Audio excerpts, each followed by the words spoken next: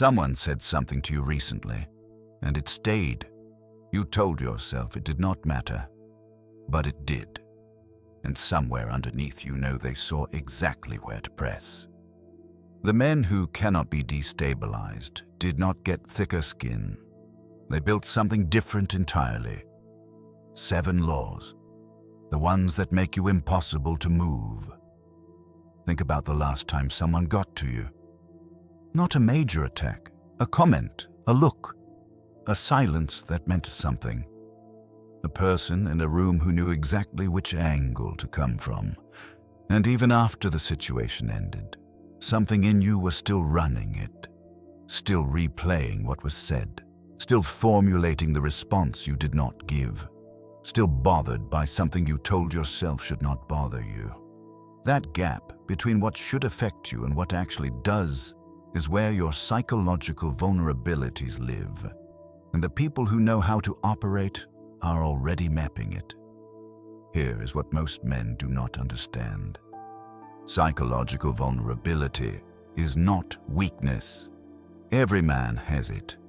The difference between men who can be destabilized and men who cannot is not the absence of vulnerability.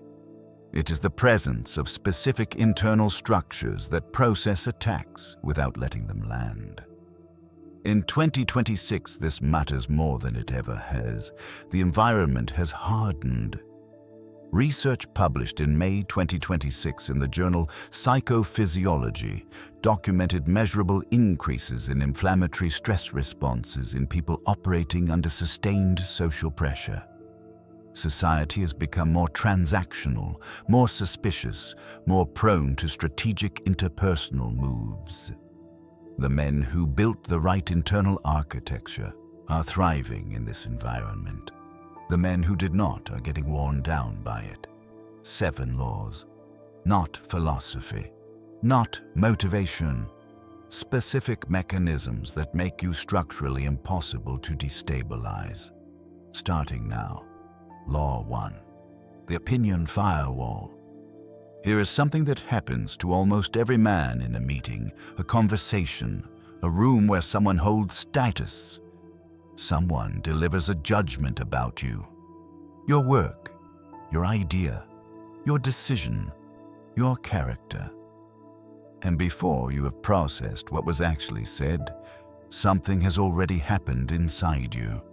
A contraction, a heat, a shift. The opinion landed before you decided whether it deserved to. That is the problem. Not that the opinion affected you, that it affected you automatically, before evaluation. Most men treat the opinions of others like incoming verdict, as if the fact that someone holds a view about them is itself evidence that the view is correct. It is not. An opinion is data. It has a source, a bias, an agenda, and a context. It requires evaluation before it deserves a response. Receiving it automatically as verdict is a learned behavior, not a physiological necessity. Epictetus wrote about this with unusual precision for a man who lived 2,000 years ago. He said, "People are disturbed not by events, but by their judgments about events." He was not describing a philosophical ideal. He was describing a trainable cognitive skill. The gap between the event and the judgment is where the firewall lives. Mark Leary at Duke University spent decades studying what he calls sociometer theory. His research found that self-esteem functions primarily as a monitor of social acceptance. The reason opinions from other people feel like physical impact is that the brain evolved to treat social rejection as survival threat. For most of human history, being cast out from the group meant death. The brain does not distinguish well between a colleague dismissing your idea and a threat to your physical survival. It fires the same alarm. Here is the modern problem. In 2026, with social media, performance reviews, public commentary, and constant evaluation built into every professional and social environment, that alarm is firing dozens of times a day. The man whose firewall is not in place is running a low-level threat response almost continuously. And chronic threat response degrades decision-making, creativity, and emotional regulation over time. The firewall is built from one question. When an opinion about you arrives, before you respond to it, ask this. What is the source of this opinion? What is their knowledge of the actual situation? And what agenda might be shaping what they chose to say? That sequence does not take long. It takes about 4 seconds. But those 4 seconds change what the opinion is. It stops being verdict and becomes data. Data gets evaluated. Verdict gets absorbed. You want to evaluate, not absorb. The dark side of missing the firewall. The men who want to destabilize you know that unsolicited judgment delivered with confidence lands as verdict. They do not need to be right. They need to be fast and certain. The faster and more certain the opinion, the more automatically it bypasses your evaluation. Build the firewall and the tactic stops working entirely, because data that gets evaluated rarely survives the process.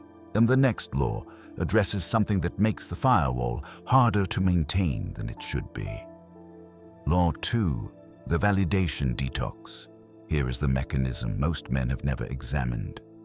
When someone approves of you, praises you, or signals that you belong, your brain releases dopamine. The same neurochemical that fires for food, physical pleasure, and substances that become addictive. When someone withdraws that approval, the dopamine drops. The brain experiences this as loss, and the brain is extraordinarily motivated to recover what it experienced as loss. This is not vanity. This is neuroscience, and it means that for most men, the need for external validation is not a preference. It is a neurochemical dependency that shapes behavior without their awareness. Robert Sapolsky at Stanford has studied stress and reward systems for 4 decades. His research on social hierarchy and neurochemistry shows that status-related social feedback, approval and disapproval from people whose opinion matters to you, activates the same reward and threat circuits as physical survival inputs. Your brain cannot fully distinguish between someone praising your work and being fed, or between someone withdrawing approval and being physically threatened. This is why validation feels as important as it does. It is not weakness, it is wiring. Here is what this creates in practice. A man who has not examined this dependency makes decisions based on what will be approved of rather than what is right. He shapes his opinions to match the room. He suppresses positions that might invite disapproval. He takes actions that perform well publicly, even when they are wrong privately. He's not dishonest. He's managed by a neurochemical loop he never chose and never examined. In 2026, this has become structurally worse. Every digital platform is engineered to exploit this loop. Likes, views, comments, follower counts. All of it is a validation delivery system running on the same neurochemical circuit. And the companies that built these systems know exactly what they are doing. They are monetizing your need for approval by making the delivery mechanism constant and the withdrawal painful. The detox is not about becoming cold or indifferent. It is about identifying specifically whose approval you are neurochemically dependent on and asking whether that dependency was ever consciously chosen. Most of the time it was not. It was installed by environment, by early experience, by repeated exposure to people whose approval determined your safety. The practice. Write down the names of 3 people whose disapproval would significantly affect your decisions. Then ask for each one whether you consciously chose to give that person authority over your behavior or whether it happened without your awareness. For most men, the answer is the second, and the moment the dependency is examined, it loses some of its automatic power. You cannot fully detox from a loop you are not aware of running. Awareness is not the cure, it is the prerequisite. The man who has examined this dependency does not stop valuing feedback. He stops being managed by it. Those are completely different states of operation, and the next law shows what happens when the dependency and status collide. Law 3. The status trap. Here is one of the most counterintuitive findings in power psychology. The men who are most concerned with maintaining status are the most psychologically vulnerable. Not the least, the most. Dashiell Keltner at UC Berkeley has studied the psychology of power for 2 decades. His research on what he calls the power paradox produced a finding that most men resist when they first hear it. People who have power but operate from a position of status anxiety, the constant need to defend and demonstrate their position, become progressively less able to read rooms, manage relationships, and maintain psychological stability under challenge. The very concern with status that they believe makes them powerful is the thing that makes them fragile. Here is the mechanism. When a man is operating from status anxiety, every interaction contains a potential threat. The junior colleague who challenges an idea in a meeting is not raising a point, he is threatening the hierarchy. The person who does not show the expected deference is not just being casual. They are attacking the position. This lens turns every social interaction into a threat evaluation. And a brain running continuous threat evaluation is not running at its best. The trap looks like this. A man builds status. He begins to identify with it. His sense of self becomes tied to the position, the title, the recognition. When any of these are questioned, even mildly, the response is disproportionate. Because what is being questioned from his internal experience is not the position. It is the self, and attacks on the self are existentially threatening in a way that attacks on a position are not.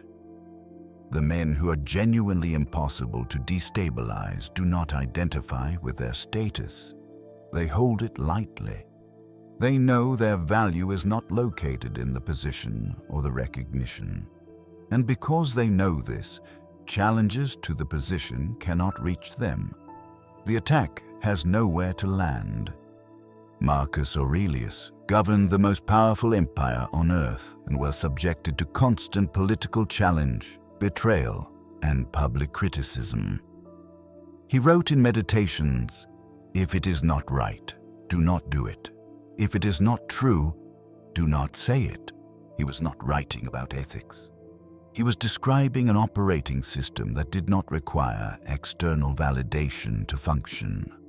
His internal reference point was not the judgment of the empire. It was his own. In 2026, the status trap runs on social media as much as it runs in offices. Follower counts, view numbers, public recognition. Men are tying their psychological stability to metrics that fluctuate daily based on algorithm changes they do not control. And every fluctuation down activates the same threat response as a direct personal attack. The protection is a single distinction. What you have done is not what you are. What you have achieved is not who you are. The moment a man locates his identity in something external, he has given that external thing the power to destabilize him, and everything external is vulnerable to forces he does not control. What comes next is what to do when the attack arrives, anyway. Law 4. The provocation protocol. There is a specific category of interpersonal attack that most men handle badly. Not the direct criticism, not the clear disagreement, the deliberate provocation, the comment designed to make you react in a way that reveals something. The move engineered to pull you out of your composure so that your response becomes the issue rather than what was done to you. You have seen this. A colleague makes a comment in a meeting that is technically professional, but lands as a challenge. Someone in a negotiation says something designed to make you feel that your position is weaker than it is. A person in a social situation says something that would only bother you if something they know about you is true. The goal in each case is not to make a point. The goal is to produce a reaction, because your reaction reveals where you are actually vulnerable. And once they know where you are vulnerable, every subsequent interaction has a target. Richard Nisbett at the University of Michigan has studied what he calls cultures of honor and the psychology of provocation for decades. His research documents how men who respond to provocation with immediate emotional escalation are consistently outmaneuvered in complex social environments. Not because they are weaker, because they reveal their pressure points. And sophisticated operators exploit exactly those pressure points in every subsequent encounter. Here is the protocol. When you sense a deliberate provocation, the first move is recognition. Name it internally, even if silently. This is a provocation. This is designed to produce a reaction. That recognition alone changes what happens neurologically.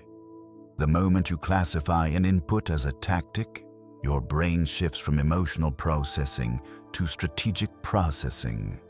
You're no longer responding to the content. You are responding to the move. The second move is delay, not visible delay. Internal delay, the space of one breath before you respond. In that breath, one question. What response would give them the least useful information about me? Not the best argument, not the most accurate response, the response that reveals the least. If someone has ever gotten to you in a room and you gave them more than you intended to, subscribe to Dark Architect. This is exactly what we break down every week. The button is right there. The third move is deflection or neutrality, a response that acknowledges without engaging. That is interesting. Or, I hear you. Or silence. Not agreement, not defense, not counterattack. None of those serve you. Agreement validates the provocation. Defense confirms the pressure point. Counterattack escalates and gives them control of the emotional register of the room. Neutrality does none of these things. It acknowledges that something was said without giving it the response it was designed to produce, and it leaves the other person with nothing to work with. The dark psychology of this. The men who are most skilled at provocation rely on one thing: your belief that you have to respond to what was said at face value. You do not. You're always responding to the move underneath the words, and the move underneath the provocation is always the same. Make you react, reveal where you live, use it later, deny them the revelation, and the tactic collapses. Law 5. The reputation anchor. Here is what happens when someone attacks your reputation. Most men respond by defending. They explain. They correct, they present evidence, and in doing so they make 3 errors simultaneously. First, they position themselves as a defendant. Defendants are assumed to have done something that requires defense. The act of defending confirms that the attack had legitimate weight. Second, they give the attack more visibility than it would otherwise have had. A reputation attack that requires no response exists in a small space. A reputation attack that requires a defense spreads into every space the defense enters. Third, they reveal that the attack found its mark. The strength of the response signals the size of the wound, and sophisticated operators read that signal and use it to calibrate the next move. Marcus Aurelius operated in one of the most politically hostile environments in human history. Roman imperial politics in the 2nd century was defined by reputation attacks, strategic betrayals, and constant attempts to undermine authority. He wrote in Meditations, "The object of life is not to be on the side of the majority, but to escape finding oneself in the ranks of the insane." He did not defend himself against every attack. He operated from such a clear internal reference point that most attacks could not find purchase. Roy Baumeister at the University of Queensland has studied reputation and self-presentation for decades. His research on what he calls the magnitude of the mismatch between self-image and public image shows something critical. The men who suffer most from reputation attacks are those whose public identity and private identity are significantly misaligned. The attack hurts because some part of them recognizes the gap. The men whose public behavior matches their private values experience reputation attacks differently, not as wounds, as noise, because there is nothing in them that the attack can confirm. The reputation anchor is a specific question. Before responding to any reputation attack, ask this: does my actual behavior in the situations this person is describing match what I believe about myself? If the answer is yes, the attack is noise, and noise does not require response. If the answer is no, the attack is feedback, and feedback requires examination, not defense. In 2026, reputation attacks have a new dimension. They move faster and reach further than at any point in history. A comment made in one context can be in 100 contexts within hours. The men who are attempting to build immunity to this by monitoring and controlling every mention of their name are running a losing strategy. There is too much surface area to defend. The only sustainable strategy is the anchor. Internal consistency between what you do and who you believe yourself to be. When that consistency is high, reputation attacks have nothing to attach to. They are technically present, but structurally weightless. The attack exists. It just does not land. Because you cannot destabilize a man who already knows exactly who he is. Law 6. The emotional fire break. Most advice on emotional regulation tells men to breathe. 1 breath before responding, count to 10. This is not wrong. It is incomplete. Here is what is actually happening when someone tries to destabilize you. The amygdala, the threat detection center of the brain, receives an input that it classifies as danger. It sends a signal to the hypothalamus, which initiates the stress response. Cortisol and adrenaline begin entering the bloodstream. Physiological arousal increases. The prefrontal cortex, the part of the brain responsible for judgment, planning, and impulse control, begins to go offline. Not metaphorically, measurably. Neural activity in the prefrontal cortex decreases as arousal increases. This is why people say things under pressure that they would never say under normal conditions. It is not a character failure. It is a physiological sequence. The 1 breath technique addresses the sequence at the conscious level. It is useful and worth doing, but it does not address the physiological arousal that was already underway before you noticed the trigger. Richard Davidson at the University of Wisconsin has studied emotional regulation and neural plasticity for 3 decades. His research on what he calls the left prefrontal cortex as the seat of resilience produced a specific and actionable finding. People who regularly engage in attention-based practices, specifically practices that require sustained, non-reactive observation, show measurable structural changes in the prefrontal cortex over time. Thicker cortical tissue, greater neural connectivity, faster recovery from emotional activation. Not a character change, a physical change in the neural hardware of the brain. The fire break gets built through practice, not through intention. Here's what the fire break looks like in a high-stakes scenario.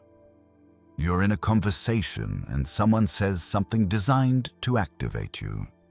The activation begins before you are consciously aware of it.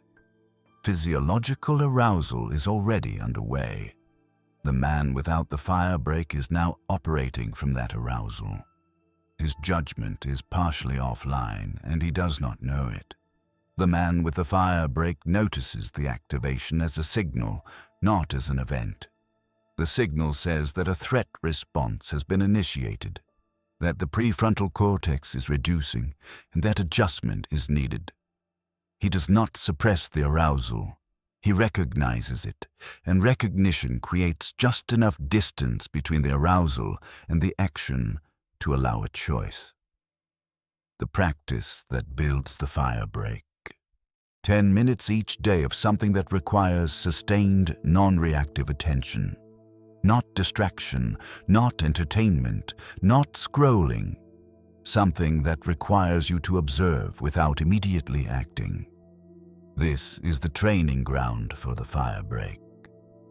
You are not learning to be calm. You are physically rebuilding the neural infrastructure that allows you to choose your response under arousal. The dark psychology dimension. The people and systems that want to destabilize you understand that a physiologically aroused person is a different decision maker from a regulated one. Every escalation tactic, every deliberate provocation, every urgency creation move is designed to get you into arousal before you get into judgment. The fire break is the structural answer. Because it does not just slow the reaction, it changes the hardware that produces it. Law 7, the immunity test. Most men believe they are more psychologically immune than they actually are. This is not arrogance. It is the same dynamic that makes everyone believe they are a better driver than average. You do not have accurate data about your own vulnerabilities because you primarily see yourself from the inside. And from the inside, most gaps are invisible. Here is how to actually test your psychological immunity. The first test is the criticism delay test. When you receive criticism, track how long it stays active in your thinking. Not how long you consciously think about it. How long it keeps surfacing involuntarily.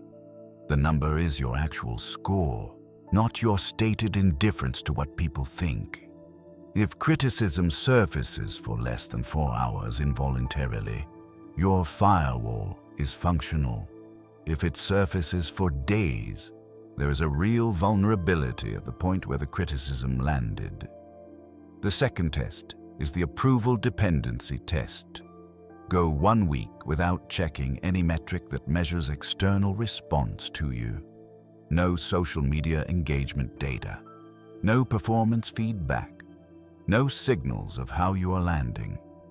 Watch what happens to your decision-making and your anxiety level. The degree of discomfort tells you the degree of dependency. This is not a test you pass or fail. It is a diagnostic. The discomfort is information about where your validation dependency actually lives. The third test is the provocation response test. Find a situation where you know provocation is likely. A difficult conversation, a competitive environment, a person who has gotten to you before. Go in with one specific intention. Do not reveal where you live. After the interaction, assess. Did your response give them information about your pressure points? If yes, note which point they found. That is your actual vulnerability map. Research published in PMC in early 2026, reviewing psychological immunity theory across psychiatry, psychology, and philosophy, identified something that maps directly to this. The most psychologically immune individuals are not those who have eliminated vulnerability. They are those who have accurate knowledge of where their vulnerabilities are and have built specific structural responses for each one. Immunity is not the absence of pressure points. It is the presence of defenses that are calibrated to the actual points, not to a general idea of strength.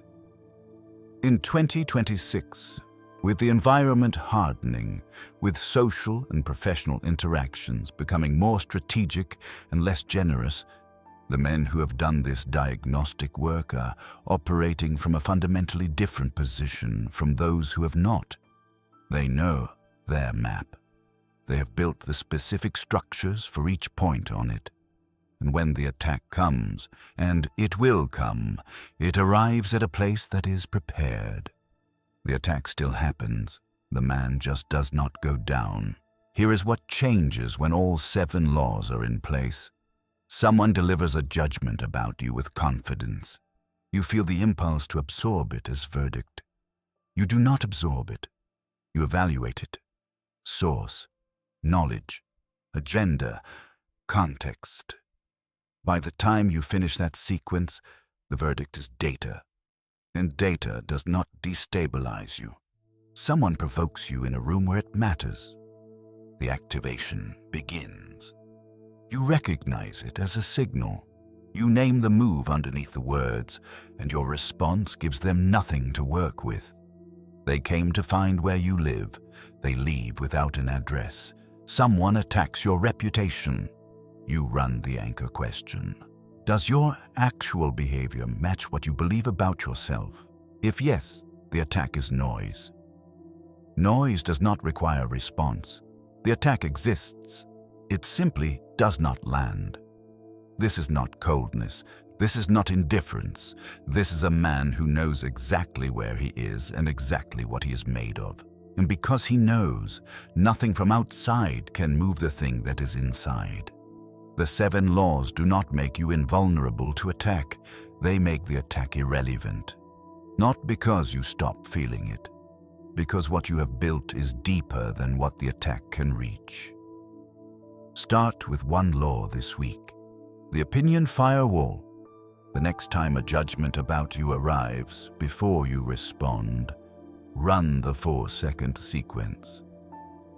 Source, knowledge, agenda, context.